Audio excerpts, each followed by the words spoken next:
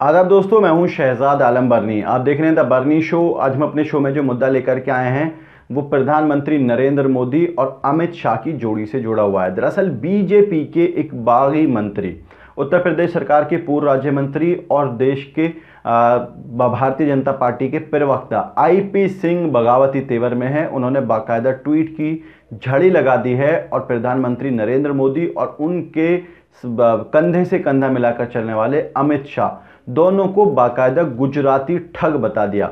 और सिर्फ इतना ही नहीं कहा, उन्होंने कहा कि प्रधानमंत्री नरेंद्र मोदी प्रधानमंत्री नहीं है बल्कि वो प्रचार मंत्री हैं। उन्होंने बाकायदा ट्वीट करके ये सवाल पूछा है लोगों से कि आपने प्रधानमंत्री चुना था या प्रचार मंत्री चुना था। इसके लिए उनको सजा दे दी गई है, 6 साल के लिए पार्टी से निष्कासित कर दिया गया है। कई सारी चीज़ें उन्होंने लिखी हैं, हम बाकायदा उनके ट्वीट्स आपको दिखाएंगे, वो पढ़ के सुनाएंगे। और वैसे जो मेन बातें पहले उस पर थोड़ी सी चर्चा कर लेते हैं। उनका कहना है कि प्रधानमंत्री नरेंद्र मोदी को बाकायदा टैग करके कहते हैं कि माफ़ कीजिएगा, मैं अपनी आंखें बंद करके आपकी चौकीदारी नहीं कर सकता हूं।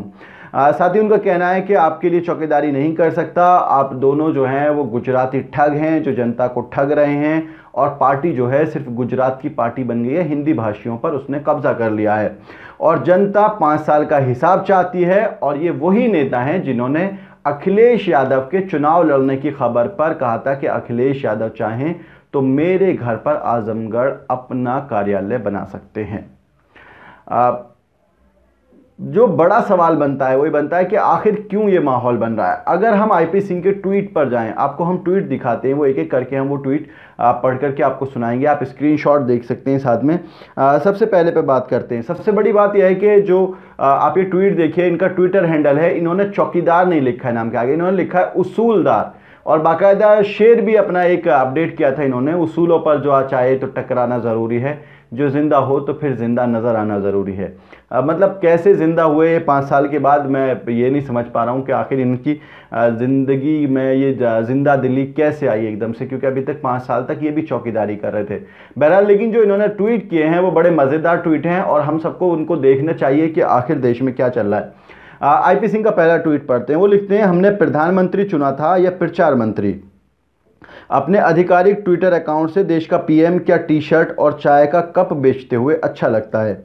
भाजपा वो पार्टी रही है जिसने अपने विचारों से लोगों के दिलों में जगह बनाई है। मिस कॉल देकर और टी शर्ट पहनकर कार्यकर्ताओं की खेती असंभव है।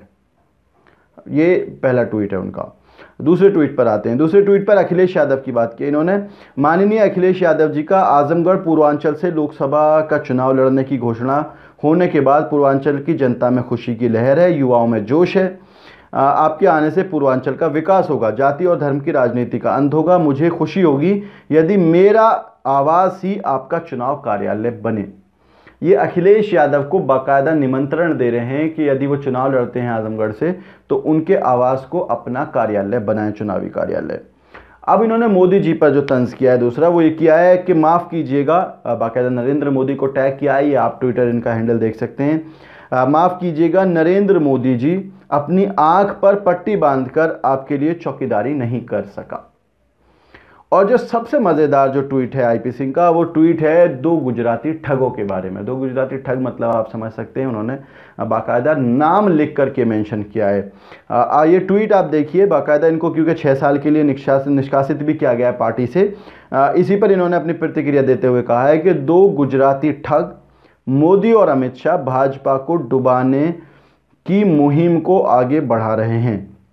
हिंदी भाषी राज्यों की जनता अब इनके मोहफास में आने वाली नहीं है। भाजपा की जगह गुजरात की पार्टी हो गई है। जनता 5 साल का हिसाब चाहती है। ये बड़े ट्वीट हैं जो आईपी सिंह ने बाकायदा खास तौर से लिख करके किए हैं। जो बड़ी जो बात है उसमें एक तो चौकीदारी की है। वो कह रहे हैं कि मैं आंखें बंद करके चौकीदारी नहीं कर सकता, मतलब कि अंधभक्ति नहीं कर सकता हूँ। जो दूसरी बात उन्होंने की है, उन्होंने कहा है कि ये गुजराती ठग हैं। दोनों लोग, अमित शाह और मोदी, दोनों गुजराती ठग हैं। और जो तीसरी बात है, उनका कहना है कि पार्टी सिर्फ गुजरात विशेष की पार्टी बन करके रह गई है, हिंदी भाषियों को कहीं भी जगह नहीं मिल रही है। क्योंकि अभी पिछले दिनों मुरली मनोहर जोशी का भी टिकट काट दिया गया था, इसको लेकर के भी काफ़ी नाराज़गी है। और जो सबसे बड़ा सवाल किया है उन्होंने, वो ये किया है कि जनता पिछले 5 साल का हिसाब चाहती है।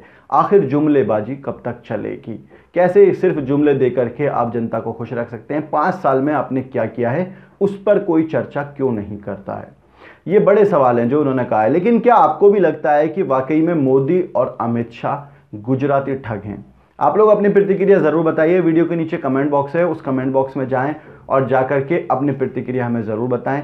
आज के प्रोग्राम में इतना ही। हमारी आपसे दरखास्त है, इस प्रोग्राम को शेयर ज़रूर करें और हमारे चैनल को सब्सक्राइब ज़रूर करें। और आप हमें ट्विटर पर भी फॉलो कर सकते हैं, @शहजाद बर्नी पर जाकर के आप हमें ट्विटर पर फॉलो कर सकते हैं। बहुत बहुत शुक्रिया।